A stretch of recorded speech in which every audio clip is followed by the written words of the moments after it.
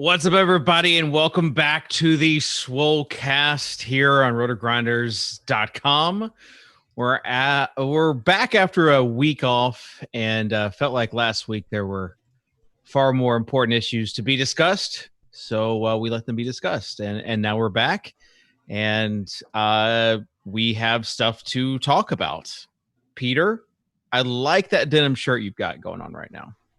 Thank you. Yeah, I don't know if I've told you guys this, but I'm actually kind of trying to transition into being a stock photo DFS site model.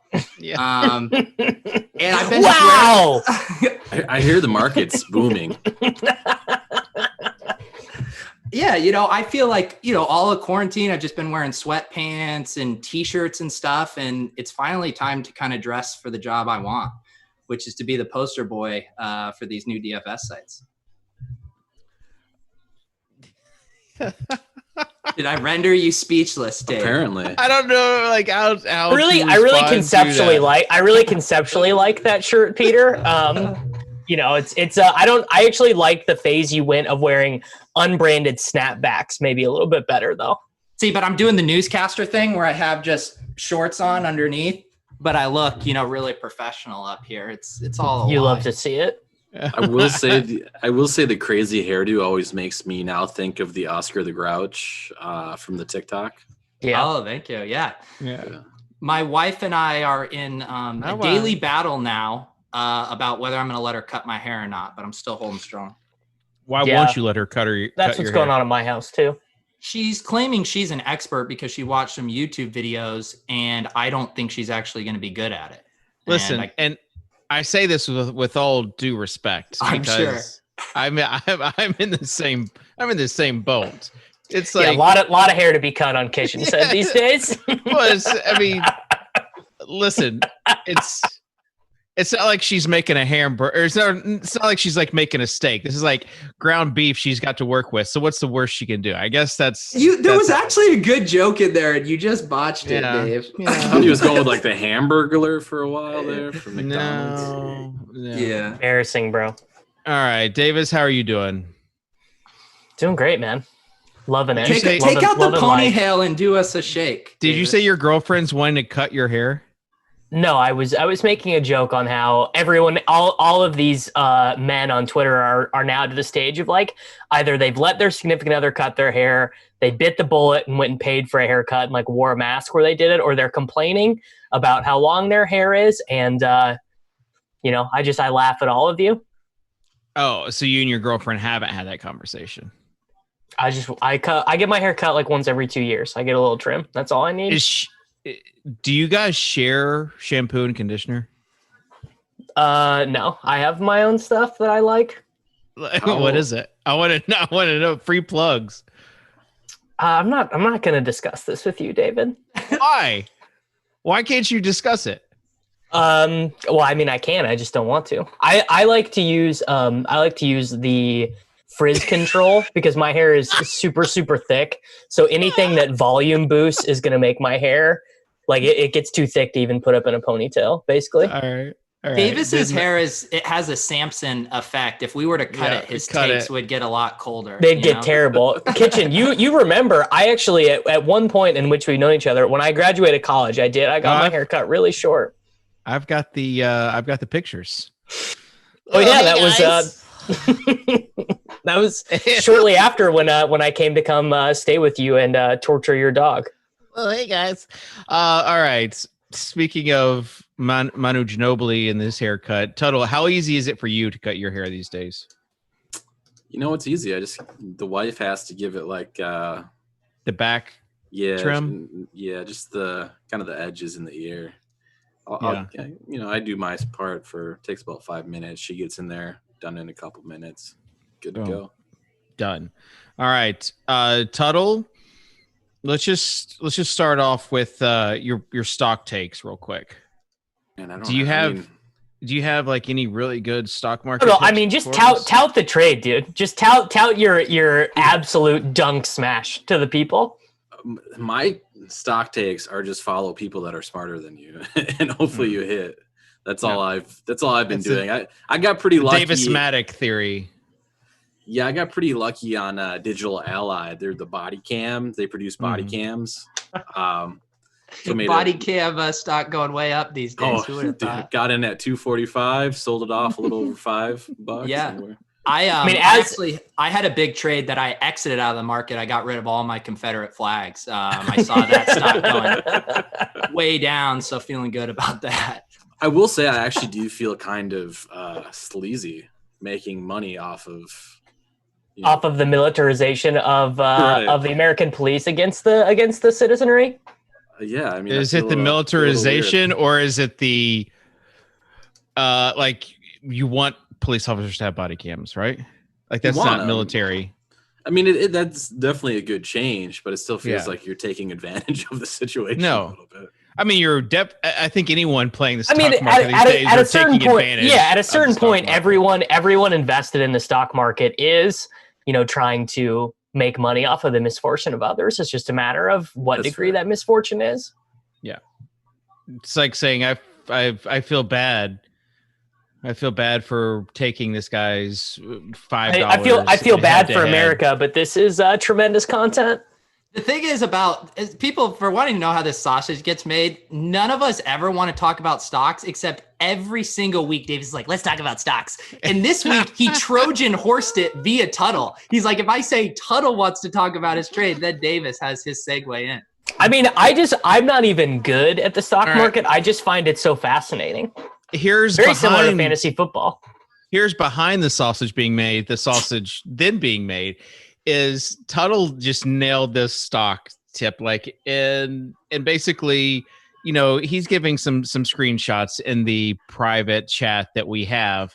And so after 2 or 3 days of this, where it just skyrockets, Davis, the next 3 days in a row, every day goes, what stocks we hitting today up, Tuttle? He just wants to ride the train so I didn't tail on anything, though. Yeah, Kyle has a guy, too. I didn't have any takes to give Davis, so we didn't really get to ride anything. Actually, I think I tried to get you on that one yesterday. It's also a bad spot though, because we're finally starting to see the leaks. Woke up this morning, thought the circuit breakers might go down. We were like minus 4% when I woke up, and I was like, well, nah, not a great time, I guess. I was more heavily invested in not playing Justin Rose in golf. Tough scenes. Did you say the circumbreakers? Circuit. Okay, good. All right. We got other stuff to talk about. Let's start with some actual sports. Busy show today, guys. Busy show. Dalvin Cook, legit or bit? Is this holdout for real? Knowing what we know from past running backs, everything that's gone on, how it's played out, is this for real? Do you believe that Dalvin Cook is holding out? Davis, I know that you want to say something first. Well, he's going to be there the first day of training camp, right? Because that's the way the new language of the CBA is that if you don't show up to training camp, you don't accrue the year of service. So he's going to show up that first day. Now, I don't know if after that first day, if he comes back, but yeah, he's got to be there the first day, or he literally has zero leverage. And I guess he has zero leverage if the Vikings truly think that he's like way better than Alexander Madison, which I don't know if they do. It just seems like an easy bluff right now that he's just like trying to get a little bit more money. He's like, maybe this light bluff will work with some media, public pressure. But I think these guys have seen too much with what happens to Le'Veon Bell, what happens to Melvin Gordon. Like, does Dalvin Cook really want to get Austin Ecklered by Alexander Madison? Because it will happen. I don't think he has any leverage. The only guy that would have leverage is Derrick Henry. Because you can't. Oh, yeah. Huge leverage Derrick Henry would have. The identity of the team is built on pounding Derrick Henry. Yeah. I mean, they built a team around him, and it's not like they can bring in another 6'3", 240 running back that runs I will give you this. He does have some natural regression leverage because the Titans are going to get their asses handed to them this year in a ton of games, right? They just ran so hot last year. They're going to lose a bunch of games this year. And if Henry was not on the team, he would be able to be like, look, you guys suck without me. It's just the way it goes. Kitchen, I know you don't do ranks, but you're in a best ball draft. What is the earliest you would take Derrick Henry? Second round. Okay, you're not getting him in the second round, I don't think. I know. Listen, he goes at I've taken him at pick 8. And I don't even like him.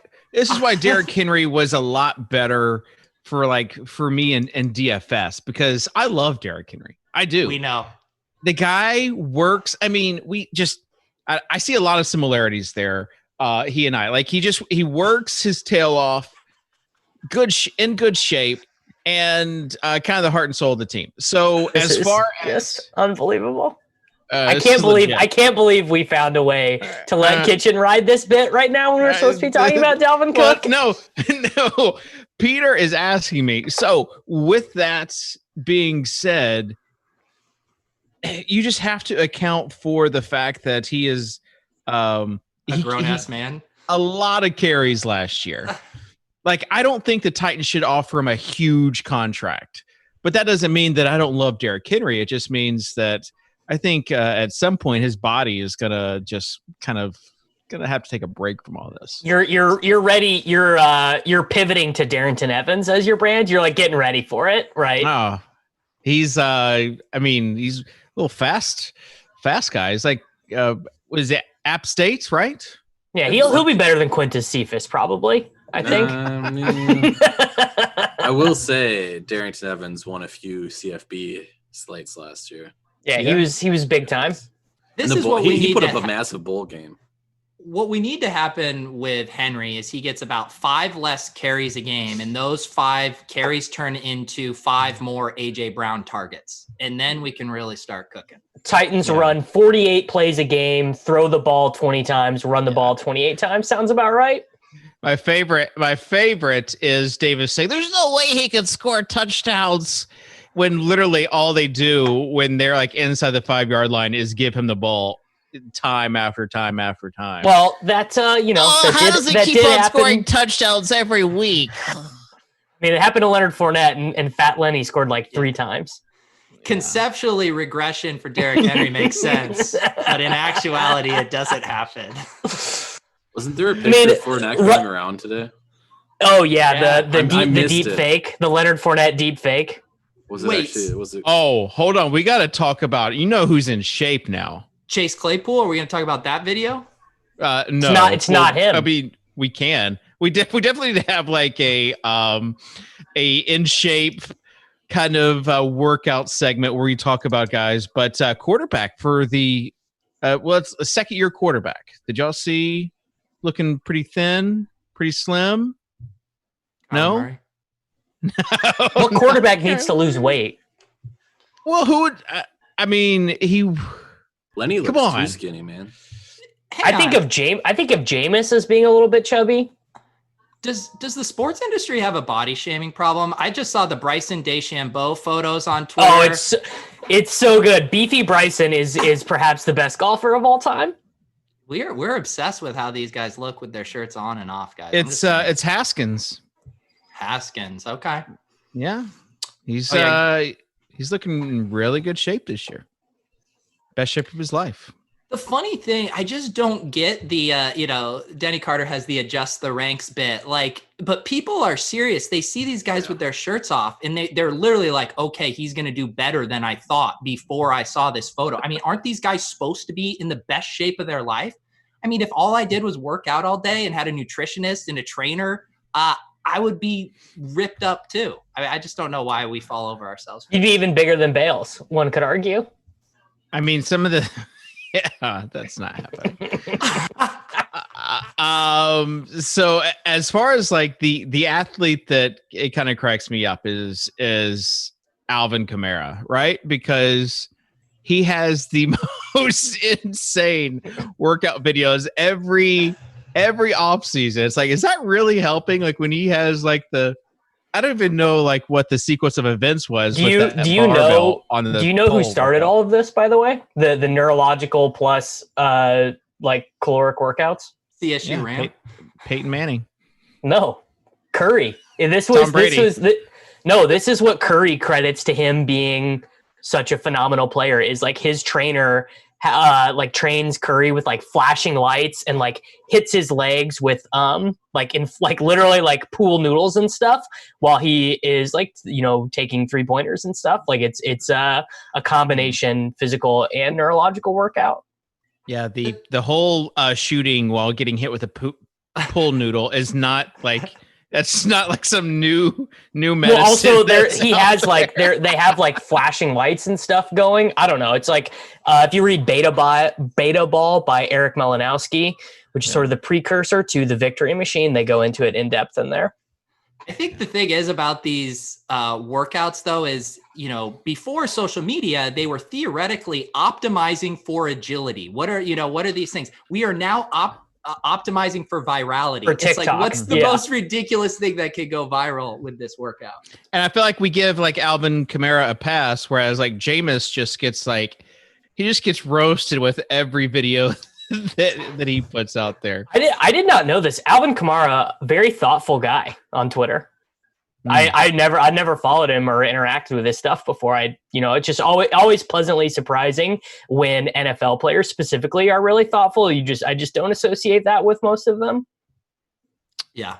Drew Brees really brought together the skill position players of the Saints on From the New Orleans Saints. Yeah, he really rallied. Really team unity there for them. I was going to go the other route and trigger Davis by saying... I was too. Are you saying a predominantly... Yes. A sport filled with predominantly black people has below average IQ, Davis? No, I'm saying football players. Surprising takes from Davis. It was football, you just don't get that stuff from football players a lot of the time, and that's the way the league likes it. You like when I think of the NBA really encourages guys to just talk and say whatever they want. I mean, they have forced media availability. Yeah, LeBron James with the foreign affairs. The NBA loves it. The NBA loves it. that is a legit dark spot for LeBron, right? Has anyone like talked to him about China stuff during this? During this. No, I haven't. Have you talked to him? About China stuff? Yes. People have talked to him. It's just funny that like that's the example you got. Like the NBA wants people to talk about it when I mean that's a good point of all institutions. All institutions have a point at which they support the free voice of their people. That's a fantastic point, David. These leagues just care about money. Money. Yeah. The leader of Hong Kong's democracy, like the protests, like called out LeBron James today. So it's like, I don't know. Anyways. I mean, yeah, it is interesting that it's now considered profitable to be anti-racist, right? Like this has got to be the first time where it's been considered to be widely profitable to take the stance against the racists, right? Like we have freaking Fruit Gushers putting out a social media statement about Black Lives Mattering. literally true. Did not make that up. I know. Pete has something he wants to do because I could just see it. Yeah, like, he pulled out a prop here. He's got a prop.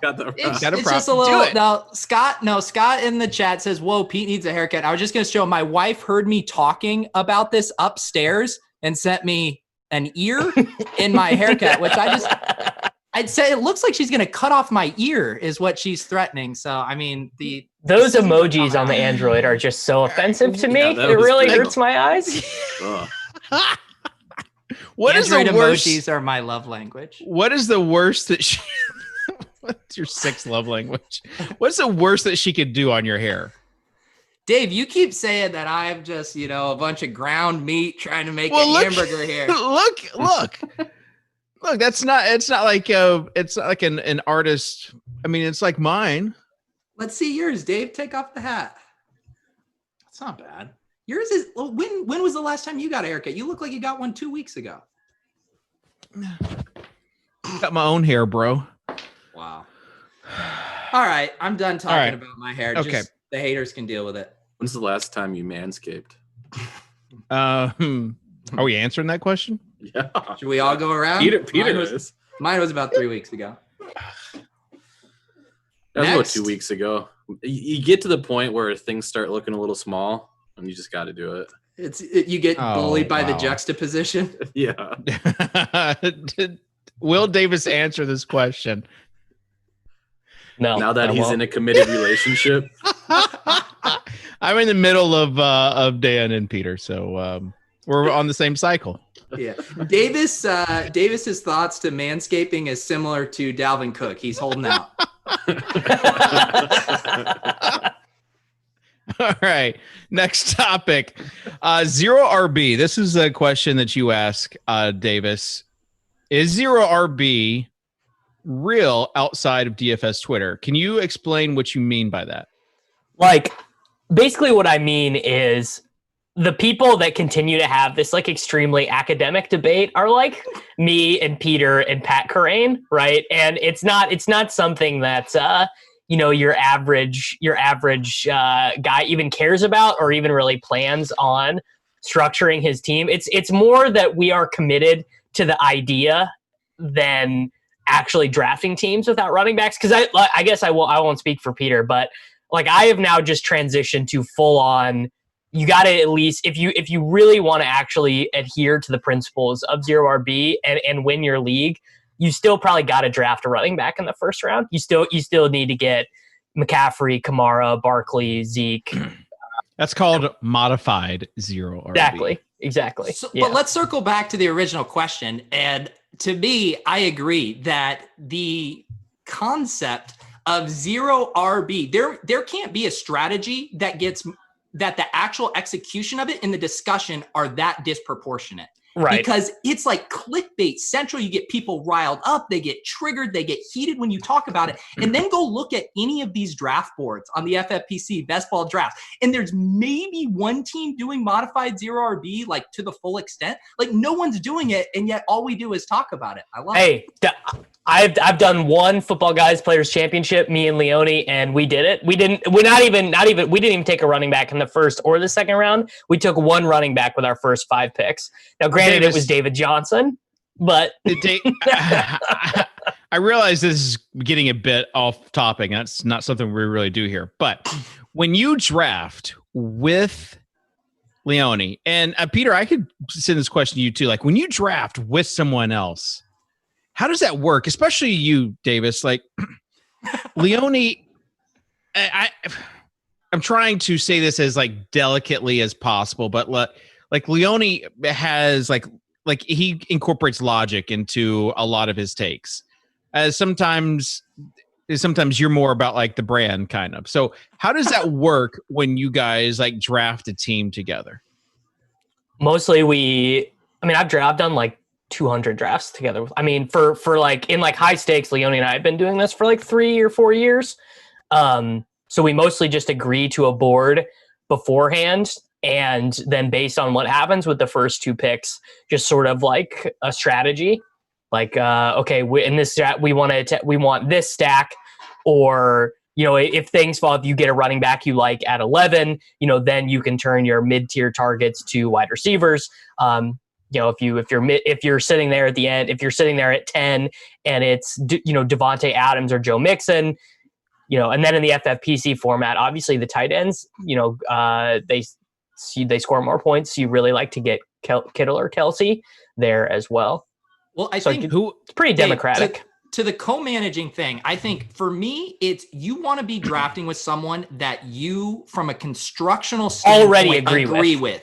Yeah, I'm very flexible. And then you want to be flexible on the player stuff. Like if we're just splitting hairs about which wide receiver to take, like I'm never going to feel that strongly, but I don't want someone that's like, dude, Mahomes in the second looks like a sick value right now. Then it's like, okay, we have issues. That's like drafting with Drew Dinkmeyer. Like we were in the FFPC main event last year, sitting in like the 10th round, and we were forced to take Matt Ryan, and then like 2 rounds later, he's like, okay, but look at the sick value on, quarterback X, Y, and Z. And like, that's the dude you don't want to draft with.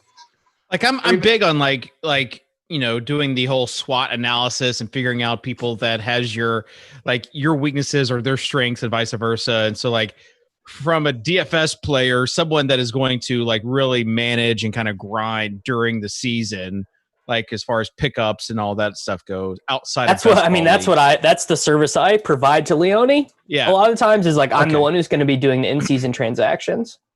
So in the drafts then, I'm gonna guess that like there has to be an alpha dog, and Leone is that alpha dog in drafts.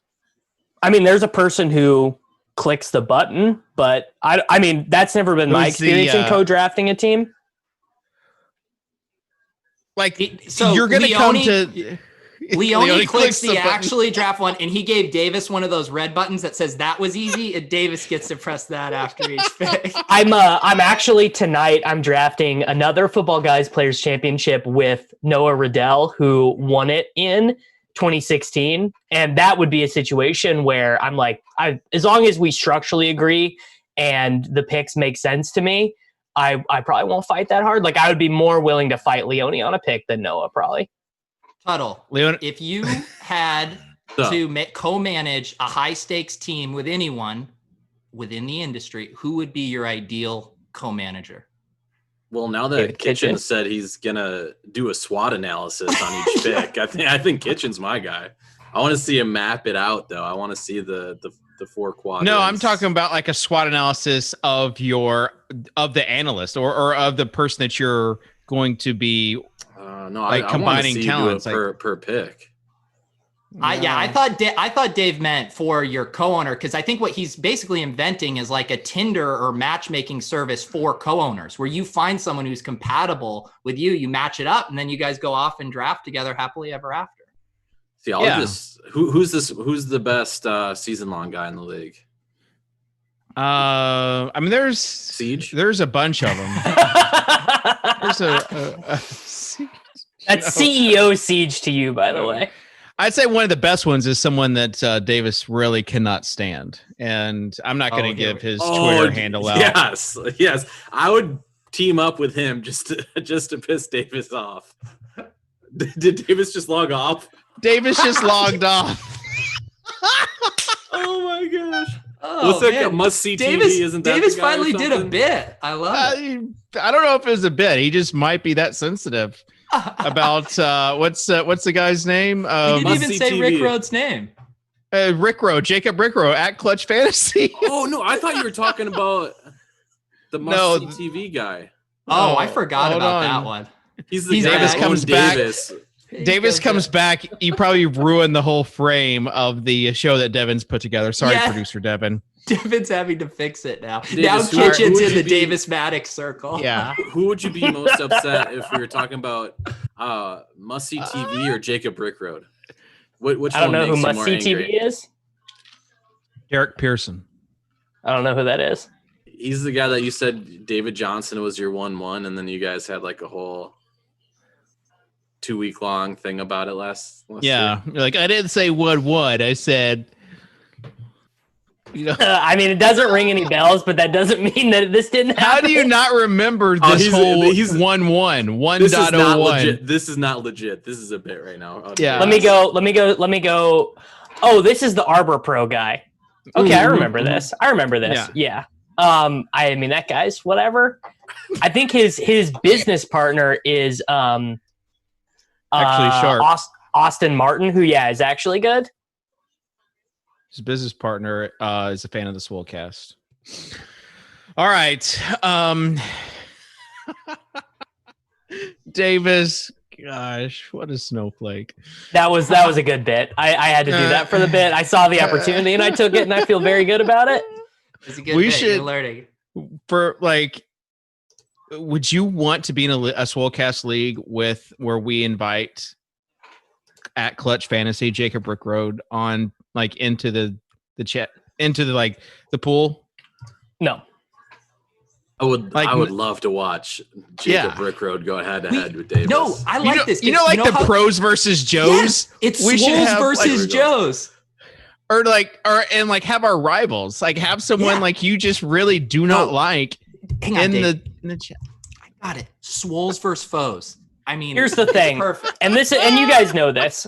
There's nothing worse that you can do for someone who's shitty than validate them by giving them, time of your platform, right? Yeah. Yeah. That's why I like it when you quote tweet them, because you're not giving them a platform. No one knows about them when you're quote tweeting them, Davis. It makes sense now that you think that. We could do a league with listeners. I'm not doing anything with this guy you're talking about. Really? Swole's first 0%, foes, man. dude. Right after I coined it, it was perfect. I'm too mature for this, David. I don't know. Don't you see my glasses? Who would my foe be? We would just like Swole versus Davis's foes. Okay, we have Davis's foe. Oh, Mike Honcho, the gig. I mean, guy. we could fill a 12-team league with people who Cold hate me. Takes It would not be hard. Exposed. We need or to Old figure Takes out Exposed foes. will be on there. Who's Kitchen's foe? Probably Davis. Probably Davis. Kitchen has to have a foe. Who's Overzet's? Do you have a foe? I have a new one. The Jeff magician, Manns. the magician sports guy. He subtweeted me the other day. That's right, Magic Sports Guy. Yeah. Actually, I know Peter's. magicians. I actually do know Peter's foe, but out of respect for Peter, I won't out it if he doesn't want me to say the name. But Peter does have a legit foe. It's kind of like your thing though, Davis, where I don't give them any attention whatsoever. Yeah. Now but you can't say this without actually giving a name now. No, it's up to Pete. It's his business. But he does, like, if we actually, and granted, I'm not going to do this because I won't give these people the time of day, but Peter really doesn't give these people the time of day, and the fact that he won't even mention their name.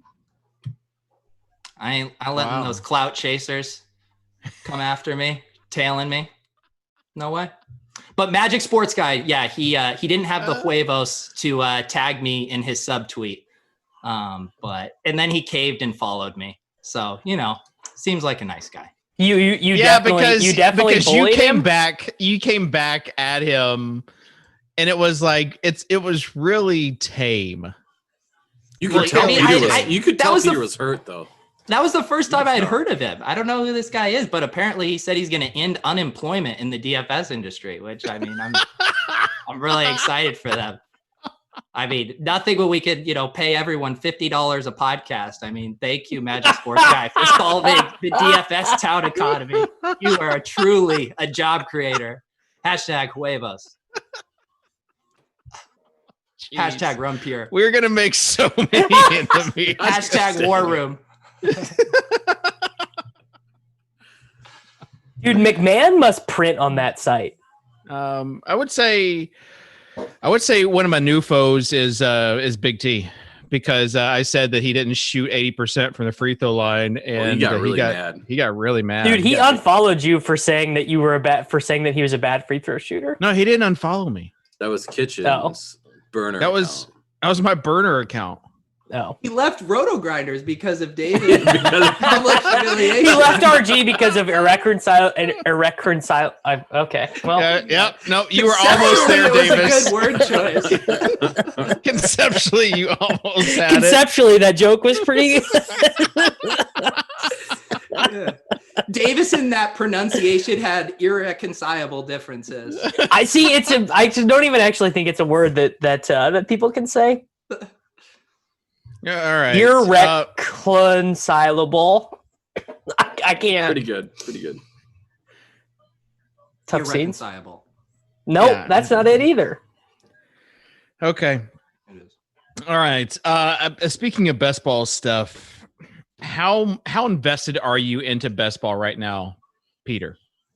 I'm invested. I'm into it. I've been RotoViz has done a ton of these cool win rate articles looking at best construction, which again, the haters hate to see 0 RB popping. In that, I've been doing some super flex best ball drafts. I don't know if you've heard of that format, David, but I've really been enjoying that. He has heard of it, I think. Ryan McDowell invented it. Yeah, I'm excited about best ball. It's scratching that itch. All right. Kitchen, how invested are you? Like how invested? Like, what's your fantasy career like right now? Like, how much? Okay, this is a good. This is a great Lauden thinks. Okay, Lauden thinks. Yeah. Everyone, Dan and Peter and myself, we have to guess. Well, this actually is not a good Lauden. Never mind. I take it back. No, it was. It would be a. Oh, okay. No, here's the Lauden. Oh gosh. How much do we think that Peter thinks David has invested in speculation over the last 3 months in terms of total dollars wagered, whether that be, Bitcoin, stock market, DFS, season long, best ball, dynasty, whatever, money used for speculative purposes. So we all three are going to guess what Peter thinks. This is NFL specific, or does Dairy Queen count in this? No, this is anything speculative at all over the since March 13th. All right, I'll write my answer down. I'm actually going to give Kitchen some credit here. Oh shoot! I don't want to influence.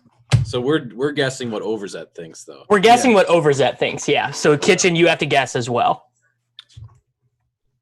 We putting a dollar amount on this? Yes, like a dollar amount that we think you have used to speculate over the last 3 months.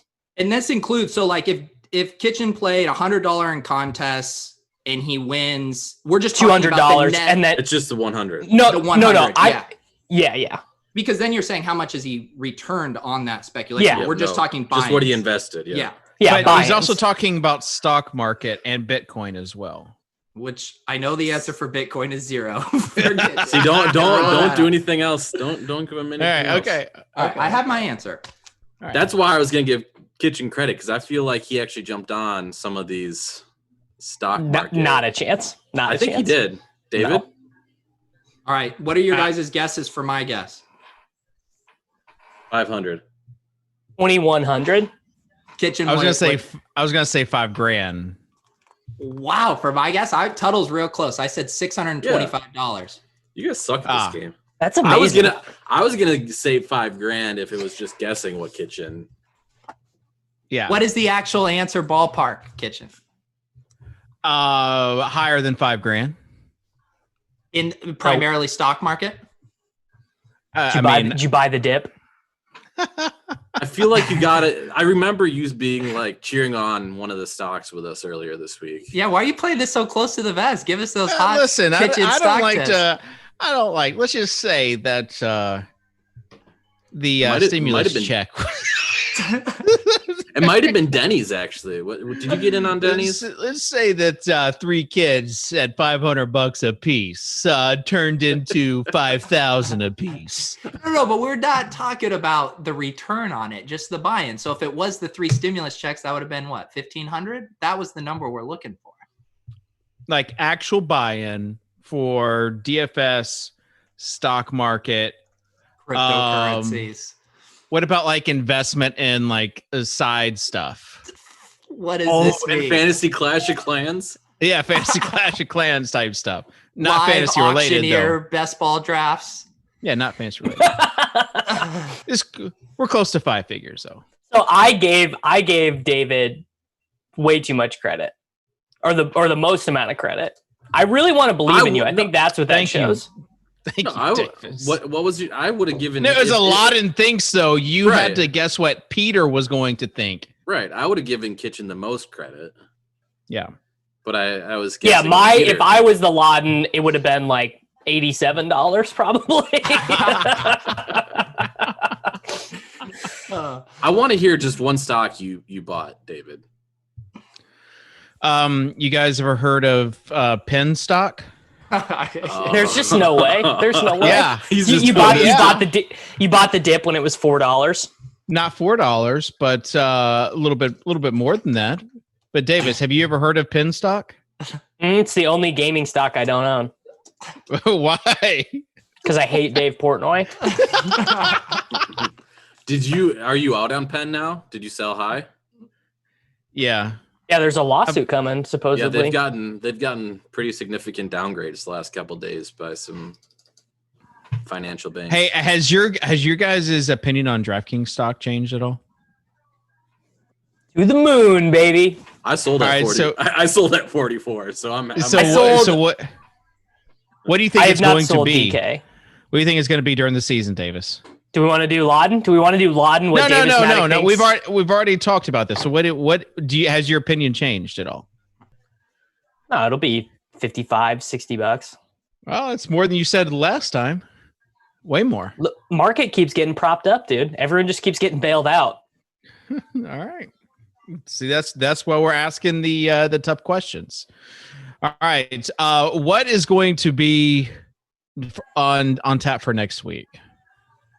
Like, as far as topics go, we doing Scott Fish. We want to do a live best ball draft. We want to invite Rick Road on and when are we getting the props from you for that one draft we were going to do? Oh yeah, we got to do the auction draft. That's what we're going to do next week. Superflex auction. Are we actually going to ever do it, or are we just going to talk about it now and then not do it? No, we're doing it. I'll give you one guess, Pete. We're doing it. And literally, David Kitchen talks the biggest game. It's amazing. Set odds on it. What odds would you put on it? Odds of Kitchen following through on an idea for a show week over week, plus 300. Okay. Plus 800. Plus 6,000. It is so happening. All right. We also got to talk next week about Father's Day because, as you know, Dan and I are fathers, and Davis probably is. Tyrell or Lamont. No, Lamont's middle name. Lamont is his middle name. Tyrell is. I told you guys that I had a son named Terrence. Terrence, that's what I 100% believed it. I didn't know what to believe. I believed it. I fell for it. I still don't know what to believe because, anyways. All right. Well, that will do it for this week's Swolecast. Closing thoughts. Doing legit or a bit? Didn't we have some? It was pretty much mixed in. Okay. All right. I guess Kitchen's just giving it the wrap up. I thought we were going to give the people a full 60, but I guess not. Yeah. What are you, Kitchen? Like, literally, this is magic, dude. We just played Laud and Thinks that was just dunking on you. And now you want to end the show? You got your feelings hurt? No, like you tell me, you give me some legit or bid stuff. Are we going to do like the, okay. All right. I wanted to talk about Chris Sims's take. All right, what's the Chris Sims? So the Chris Sims, you have to answer: is this a legit or a bit? His take is Jarrett Stidham is a more talented quarterback than Tua. Not even saying who's going to have a better season this year. Just in a vacuum, Jarrett Stidham is more talented. Dead ass. It's a legit take. He believes it because because his take is Tua is more physically gifted, so Stidham actually has to be more talented to achieve the results he gets. That's got to be the take. That's like saying Hunter Renfro's better than A.J. Brown because A.J. Brown has a better physical skill set. Correct. But that's got to be – I mean, I would never click on an article that said something like that, but I got to assume that's the take. You also have to think that like it has something to do with the Patriots like believing in Stidham enough to not sign anybody else that – they have the confidence in Stidham, so why wouldn't he be good? Basically, I don't know. Yeah, it's a hot take. It's a hot take, but it's also like one of those Davis level takes that people are going to forget about next year. Like no one's going to be thinking about Chris Sims' take with Tua. Oh, but I already set a calendar invite reminder. I'm starting my own freezing cold takes thing where I just set up GCal reminders for myself. That's called a gathering of negativity. Don't do that. It's also such a random thing. Like, why compare Stidham and Tua? I mean, I guess it's AFC East, but I don't. I mean, that's got to be why. It's got to be viewed through the prism of like these guys competing against each other. I guess. Yeah. Stidham is I terrible, think it's like Stidham. We still don't know about Stidham, and also Tua has question marks as well because of the injury. So I think it's probably just a matter of question mark versus question mark. Like we don't know exactly what's happening. I wish I could do the follow-up question with him if he would have traded the 5th overall pick straight up for Jarrett Stidham or Jarrett Stidham. Yeah. Maybe my Finn's bias is just shining through here, guys. Maybe I'm off my rocker. Fins up. Never forget. All right. What's the legit or bit take about Juju? Is it about like his range of outcomes? Like, I mean, Dante Johnson, it's a bit, right? Like everyone's got to tell me they're just joshing me, right? It's got to be disingenuous. We've already talked about this though. Like, is it that Juju has been so low comparatively speaking, or people have him so high? Like Juju presents like a wide range of outcomes for this year. So what's your take? What's your take, Peter, on Juju this year? My take is Juju is a very good pick. My take is he's slightly undervalued right now at current ADP in the early and mid third. And my take is that Deontay Johnson is a good prospect, but is now overvalued at his current ADB, thanks to Mr. Matt Harbin's reception perception, which throws gasoline onto exciting young breakout players' ADP and makes them untenable picks at current price. Sometimes it works, sometimes it doesn't. Like he was on Tyler Lockett a year too early. Like I don't know if you remember the Lockett year, but Matt's stuff is generally like, I don't really read anyone who does the film-based stuff, but every year when his reception perception comes out, I have him on because I love that it is basically just measuring like how often these dudes are open, but in a way of like, not like, oh, this dude's always open, he doesn't leave the field. Like it's actually like, oh no, he's open like 75% of the time, and that stuff, it correlates pretty well. And the disconnect with the reception perception, I'm pretty sure he would admit this, is it is a descriptive thing. It is telling us what's happened in the ways it happened, but it's not shown to be predictive. It's not a predictive, but it moves the market in a predictive way, as with forward thinking, draft prices, which is what makes it so fascinating, because you do have to stay on top of his reception perception guys to know how it's going to move the market. Part of it also has to do with like what you think about the Steelers this year and like Big Ben, if you think Big Ben's just like dusted off. Yeah. I just don't know how all these guys are going to eat in the same offense as Vance McDonald, who doesn't play there anymore. I think he's still on the team. Oh, is he still there? Yeah. Did he get cucked by Ebron though? Is he? Yes. It's Ebron. Well, he's really the Jack Doyle to Eric Ebron's Eric Ebron. Yeah. Tuttle just wanted to have a nice segue to bring Tuttle up. Almost Zach Stacy. I was like halfway through, and then like, oh crap, he doesn't play there anymore, does he? And he does. What's best is like you were typing, and I know like you typed in like Vance McDonald Steelers. 100%. You see, not gonna lie. What do you think Zach Stacy's up to these days, Kitchen? He's in Nashville. Is he like a high school football coach? No, last time I checked, his brother has Down syndrome, and he was doing he has a charitable foundation for kids with Down syndrome. Do you think I should draft him this year, like late round pick? Conceptually, Davis. Conceptually, are you on board with Zach Stacy as a must play? I would draft him in a charity league. Yeah, there you go. It was close. People that are nice. It was close. All right. Last legit or bit take. Miles Sanders. This one, taking him at 4th overall, absolute bit. The people that are doing that are they're in it for the branding for sure. So I agree with that. I wouldn't take him top 5, but again, when we talk about the zero RB, modified zero RB, and if we agree, let's include Dalvin Cook, the top 5 backs or whatever. If you are going to take a running back in the back half of the first round, like Miles Sanders is probably the only guy that I have the stomach for it. Yeah, he could catch 60 passes or whatever. Mixon and Jacobs never do that. Unless Lynn Bowden Jr., it's not a bit that his house got raided by the DEA. Yeah, that is nuts. The thing about Miles Sanders, though, is his receptions give him such a high floor. Like the last 7 games of the season last year, he was averaging 4.2 receptions per game. And when you extrapolate that pace, there was only 7 or 8 running backs that had that many targets last year. So the only thing that we really need to get confirmation on is if he's going to be the goal line back. Because if he starts getting those goal line carries with that high passing floor and then it's just natural talent, like he will be a top 6 or 7 running back.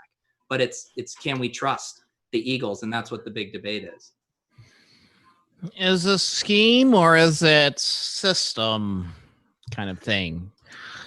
So, yeah. Well, people love the the Eagles have always employed a running back by committee. Yeah, and the running backs have sucked 100% of the time under Doug Peterson. Right. It was like when people said, Cam Newton never checks down to the running back, so Christian McCaffrey's not going to catch any passes. And it's like, that was a really good David Johnson take that people had last year, was like, running quarterbacks don't throw to running backs, unless they're David Johnson or fundamentally not understanding that in the air raid, running backs are going to be like the second read on every play. Hey, Davis, that's a good legit or bit take. Since you drafted David Johnson, What's your legit take on David Johnson this year? Legit take is he's like done as a runner, but he got traded for DeAndre Hopkins and Carlos Hyde is not on the team anymore. So it's very hard for me to see a season where he doesn't leave with 250 touches in what I expect to be a pretty good offense. So you think that it might be narrative driven? Like since they traded for him, they're going to give him. I don't care about the narrative. I'm just saying he's going to get more touches than Duke Johnson. I will say that I think there's some narrative to that in that they gotta want to save face. They got publicly crushed for that trade. They now want to prove like, hey, this was worth it. Also, in David Johnson's favor, the Texans hate Duke Johnson. They just refuse. Literally hate him. Yeah. You know, it'd be funny is if someone made a D Johnson take. I'm gonna draft D Johnson and D Johnson. You don't Kitchen. Do you even remember Bears Adrian Peterson? Yeah, no, I'm just saying that joke has been made a bunch of different times. All right. As far as I agree, because Schefter, whose podcast was it on? JJ, I think. His late round podcast with Schefter a few years ago. This is before the Kareem Hunt thing. He called the Kareem Hunt thing, saying teams that trade up for players typically are going to want to get them involved more, that sort of thing. So think the teams that trade for players and give away your highest valued pick, there's some narrative in that. I can buy into that narrative season. All right, Peter, last one. Well, I just wanted to check in with Tuttle about the League of Legends online championship on Friday. Tuttle, are you going to be firing? Do you have any seats? Or are you going to be regging? I have one entry. I didn't try to do saddies or anything. I'm not all about that double rake life. So I'm just buying in one. I mean, I think I only need one entry to win it anyway. So there you go. Just gotta play whoever is against C9, right? For the Sklansky Bucks. Yeah, I mean they're not even on the slate, so that would be tough to do. But it's LEC. I always miss them up. Yeah, I don't know which one is which. It's the European League. It's LEC. It's not the North American League tomorrow. So here's my question for you, Tuttle. Obviously, lots of dupes in League of Legends. Lots of people running 4-3s. Do you trot out a 4-3 because of the super high correlation, or do you try to solo bank it with like a 4-2-1 or a 3-3-1? So I think this is a little different because we actually do have 5 games on this slate, as opposed to these LPL slates have been brutal because they've pretty tough to even find like marginal dupes. Yeah, I don't even like playing them anymore. Like it used to be fun when we at least had 3 LPL teams. It's amazing how much just a third game adds to the potential combinations. Yep. But the 2-game LPL slates are terrible. I think if you get a little crazy with your 4-3, you'll be fine. With some sort of underdog or stacking. Yeah, put the underdog or put the favorite 80 carry in the captain slot and just go with like the mega underdog. Because what people do is the popular underdog, they'll put that 80 carry in the captain, and if you do that, you're like guaranteed to be duped, like 100%. Well, even just, I mean, there's only 800 people on this one, but even if you just want to, even just captaining jungler or something like that, would get you unique, I think, on this slate. All right, I'm going to dip into my bankroll to fire a bullet at that, just because I can't resist the opportunity to reestablish myself as a League of Legends thought leader. Just think about how much your ranking will shoot up if you win that. Did you play the Australian rules football slate, Peter? No. I saw screenshots of that. I played. Apparently they had somebody won 26 grand somehow. I didn't even realize they had that big of GPP. I mean, there was a huge, there was 25K to first. Did it fill? Because last night when I looked at it, there was a lot of overlay. Oh no, but we do have stuff on RotoGrinders.com. Daily fantasy rankings, their stuff. We have KBO stuff. Anything that you want. Lineup HQ, we have it. So good segue there, boys. Closing thoughts, Peter? Well, just talking about the dupe stuff, it has made me excited to have golf back, where a sport where it's not that hard to make a lineup that's good and also not duped after, dealing with MMA and League of Legends, and you're just like, it's basically impossible. So, and yes, NASCAR too. And NASCAR. So yeah, it's great to have, getting these sports back. I'm feeling good. All right, Davis, closing thoughts. PlayStation 5 reveal today. Very good for all my fellow nerds who have really enjoyed their isolation time. Is it going to be like? We can save that. Nah. Yeah, we can save that. It's like a whole nother 20-minute topic. So, all right, Tuttle, closing thought. Just hoping Justin Rose tanks a little bit here, so I actually have some live plus lineups. 10 for him tomorrow, please. Yeah, and then I'm excited for LEC, the Tournament of Champions tomorrow. I'm excited to take that one down. Having people tilting on a Thursday about their golf or celebrating prematurely about their golf stuff just lets you know that we're coming back. We're coming back to some beefy Bryson, baby. I love some semblance of normalcy when people are tilting or celebrating. Cam's shared a screenshot of Dan DB winning $1 million this morning. So it's like people can't not look at their phones, at the results during these contests. So we're coming back. NBA's coming back. Maybe MLB. Hey, MLS. Let's come back. Like the MLS's back tournament. Oh, good stuff, guys. I will say the PGA Tour is kind of doing a little bit more innovative things with their broadcasts and stuff too. I'm apparently Dude Perfect is going to be commentating live today, which allows me to watch it while my kids will actually watch it too. Yeah, I'm actually kind of excited for that. There you go. We just got to hang on a bit more, guys. Hang on a bit more. Not real sports, but major sports are coming back. So, all right, that will do it. Next week we'll have the auction. Superflex best ball draft. Plus 9 million. Kitchen shows up on Thursday morning, guys. I'm just not really feeling the show this week. Maybe we take a little break. How hard is it to draft? How hard is it to just get on air and talk for an hour? For Kitchen, it's very tough. Apparently, pretty hard. Tuttle will be printing off an auction. Tuttle will be printing off an auction draft list like 2 minutes before the show. That's how you know that's going to be happening. Googling if Vance McDonald's on the Steelers. Yeah. All right, that will do it. We'll see you next time. Oh, by the way, thanks to producer Devin for putting up with us and Charlie as well, especially when Davis tries to disrupt the show with a bit. You are appreciated. We'll see y'all next week.